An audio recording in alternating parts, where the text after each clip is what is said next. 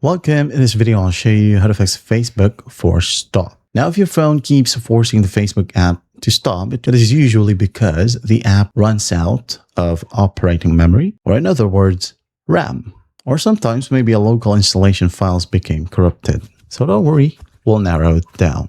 So first up, go ahead and find the app icon. Tap and hold onto it if you're using Android.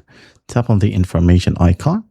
Now for iOS, go ahead over to settings, general, then iPhone storage, then go ahead and find Facebook. Okay, then do not forget to tap on offload data or offload app. For Android, scroll down a bit and find storage. Now tap on clear cache, and then tap on clear data. Okay, once that's done, close it. After that, reopen Facebook, and if it asks you to log in, go ahead and log in and check if it helps. Now, if that still work, let's go ahead over to settings right here and find device care if you're using Android again. And if you're using iOS, just find the RAM section if you have it. Okay. Now we're going to tap on memory right here. Wait for it to check. Now you can go ahead and tap on clean now. Okay. Just like so.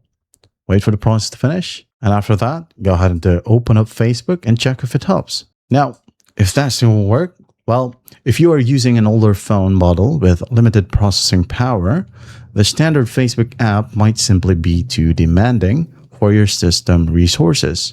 So what do we do to fix that issue? Well, you can go ahead and download or choose to use the Facebook Lite app, or just open Facebook by using your web browser. Okay, so let's go ahead and try Facebook Lite. Tap on Play Store or App Store and find Facebook Lite. Okay, tap on it and then just go ahead and tap on install and use Facebook Lite for now. And that is how you fix Facebook Force Stop. I hope this video helps and I'll see you in the next one.